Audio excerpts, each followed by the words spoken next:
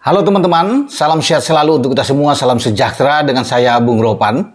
Dan menyongsong atau menyambut laga di FIFA Matchday pada bulan Juni, di mana kita akan bermain dua kali melawan Palestina tanggal 14 dan juga tanggal 19 melawan Argentina. Pertanyaannya, apakah Sintayong berani untuk memainkan sekaligus 7 pemain naturalisasi kita? Jadi plus Elkan Bagot yang memang bukan tergolong masuk dari dinaturalisasi karena Elkan Bagot punya jalur yang tersendiri, tapi ada 7 pemain langsung dimainkan dalam pertandingan paling tidak melawan Palestina. Nah, kita akan tunggu tentang keberanian dari seorang Sintayong, karena semua saya pikir layak untuk dimainkan kalau melihat dari semua posisi . Penjaga gawang mungkin Syahrul akan bermain di belakang. Kemudian ada Sandy Walsh di kanan, di kiri ada Sain Patinama, Jordi Amat, dan Elkan Bagot bermain di 2 bek tengah. Sementara Ivar Jenner bermain di gelandang bersama dengan Mark Klok. Kemudian di depan itu ada Vano atau Stefano Lillipali dan Rafael Struijk. Artinya ini 7 plus 1 ada Elkan Bagot, jadi 8. Nah, pasti ada 3 yang bukan. Jadi ada Syahrul di bawah Mistar, mungkin salah satu di gelandang adalah Marcelino Ferdinand, dan satu lagi bisa diambil dari Rahmat Irianto. Misalnya ini yang bisa ditampilkan. Kan menarik juga kalau bisa melihat bahwa ada 7 pemain langsung dimainkan dan mungkin bisa dicoba. Karena Rafael Struijk ini kan bisa bermain di garis depan. Katakan Rafael bermain di depan ditemani oleh Stefano Lillipali dan juga Marcelino yang bisa didorong lebih sebagai gelandang serang. Sementara untuk bermain di sentral di midfield ini adalah Mark Klok dan Rahmat Irianto. Ini kemungkinan yang bisa kita lihat. Kita tinggal akan tunggu apakah ini bisa dimainkan. Satu lagi kalau kita bisa lihat dalam skema permainan STY ini adalah bermain dengan 3 bek.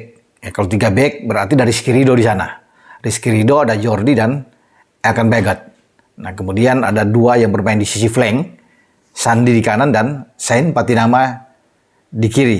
Katakan bermain dengan 3 bek dan ada 5 gelandang yang menumpuk, biar kita lebih kuat di tengah. Yaitu Mark Klok bisa ditaruh di sana. Ada Marcelino yang bisa ditampilkan, Ivar Jenner. Ya berarti Rahmat Irianto tidak dimainkan. Di sini nanti mungkin main sebagai super sub di babak kedua. Di depan tetap dengan Rafael Struijk dan Vano. Ini kan bisa.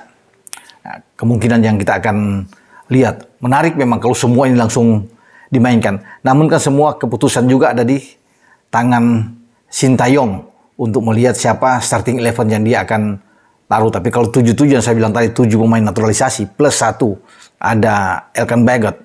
Nah, ini yang seru sekali untuk kita tunggu keberanian dari seorang STY di dalam menghadapi paling tidak dicoba melawan Palestina dalam pertandingan tanggal 14 Juni di Gelora Bung Tomo di Surabaya.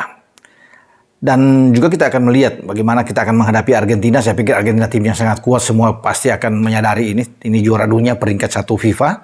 Nah, kalau soal dengan Argentina pasti ada hitung-hitungan tersendiri bagi STY. Apakah tetap akan bermain dengan 3 bek atau 5 gelandang atau bermain dengan 4 bek sejajar. Berarti kalau 4 bek mungkin bisa saja dengan Elkan Bagot dan Jordi, Sandi di kanan dan Sain di kiri. Kemudian kalau bermain dengan 3 gelandang bisa aja Rahmat Irianto ada di sana, Marcelino Ferdinand dan juga Mark Klok yang ada di 3 gelandang. Kemudian ada 3 di depan, bisa aja berubah. Vano akan bermain agak ke sayap di kiri, 1 lagi ke depan. Itu mungkin antara Dendi Sulistiawan atau Dimas Derajat, siapapun yang akan dimainkan di posisi nomor 9, dan di kanan bisa Yakob Sayuri. Berarti ini tidak dengan seluruh pemain keturunan, 7 pemain keturunan dimainkan serentak, tidak. Tapi mungkin hanya ada Vano, ada Mark Klok yang bisa ditaruh di sana, ada Sandi, ada Sain, ada Jordi yang dimainkan, sementara Ivar dan kemudian Rafael itu duduk di bangku cadangan. Ini kalau bermain dengan 4-3-3. Dan ini saya kira skema yang bagus kalau melawan Argentina. Tapi tetap STY harus bisa melihat kekuatan Argentina di tengah. Mereka bukan hanya saja mengandalkan seorang Leo Messi atau Lionel Messi di sini, tapi mereka punya 4 gelandang yang sangat kuat. Itu yang harus dipikirkan oleh STY. Kalau dengan Argentina, ya, karena mereka punya Rodrigo de Paul, Enzo Fernandez, ya, Rodrigo de Paul kita tahu bersama di Atletico Madrid, di La Liga bermain, Enzo bermain bersama dengan Chelsea di IPL, Alexis McAllister dengan Brighton juga bermain di IPL, ini gelandang yang dilirik oleh banyak klub termasuk Liverpool. Dan satu lagi yang bermain di sisi flank adalah Angel Di Maria. Ini bisa 4 kalau Leo Messi di depan bersama dengan Julian Alvarez. Saya pikir ini taktik yang akan dikembangkan oleh seorang pelatih Argentina, Lionel Scaloni. Ya, 4 gelandang ini kan ini gelandang terbaik yang dimiliki oleh Argentina. Ini STY harus bisa melihat juga di sini. Pertarungan akan ada di sini karena kunci kekuatan daerah vital adalah di sektor tengah dan Argentina pasti akan lebih menguasai dengan penguasaan bola yang sangat tinggi. Nah, kita mesti taruh petarung di sini ya. Pasti ya, Mark Klok kita tahu bersama ya, kemudian Rahmat Irianto, Marcelino bisa aja di sini ya. Taruh Vano ya, bisa bergerak mungkin dari flank dan bisa turun ke bawah untuk membentuk 4 gelandang bahkan jika ditekan, atau dengan Jakob Sayuri yang bisa turun lebih ke bawah dengan meninggalkan seorang Dimas di depan atau Dendi ya, salah satu di antara ini untuk bermain sebagai posisi striker. Jadi pada saat tertekan kita bisa ada 5 gelandang yang turun ke bawah ya. Ini kan akan lebih kuat untuk menghadapi 4 gelandang Argentina yang saya bilang. Namun semua ini tergantung dari seorang STY untuk bisa melihat skema mana yang dia akan pilih menghadapi Argentina, karena harus dipikirkan secara matang untuk menghadapi Argentina. Kemudian bagaimana kita juga harus kuat di sisi flank karena Argentina punya kekuatan di jantung pertahanan yang saya pikir mereka punya Christian Romero di sana, Otamendi yang bermain di 2 bek tengah. Ya, mungkin ada Gonzalo Montiel atau Juan Foyth bermain di sisi kanan. Tagliafico mungkin bisa bermain di sisi kiri atau Marcos Acuña. Itu juga tergantung dari seorang Scaloni yang bisa melihat komposisi timnya atau skema permainan dari Argentina. Saya pikir dengan pemain manapun Argentina yang tim yang kuat. Dia memainkan dengan skema apapun atau materi pemain apapun yang dia lakukan. Kalau penjaga gawang kan pasti Emiliano Martinez yang akan ditaruh jika dalam keadaan bugar atau fit benar. Walaupun mereka masih punya Geronimo Rulli, tapi Martinez adalah kunci kekuatan yang tampil luar biasa di Piala Dunia di Qatar untuk membawa Argentina juara.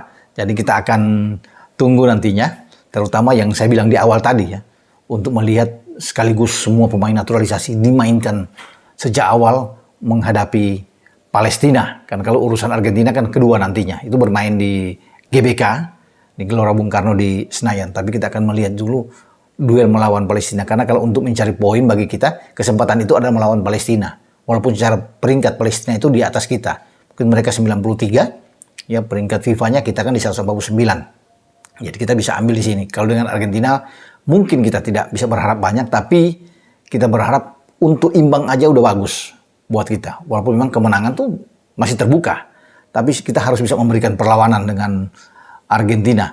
Sekali lagi kembali ke STY untuk bisa meracik strategi ya, taktik permainan dari tim Indonesia ya, atau timnas senior dalam FIFA Matchday nanti.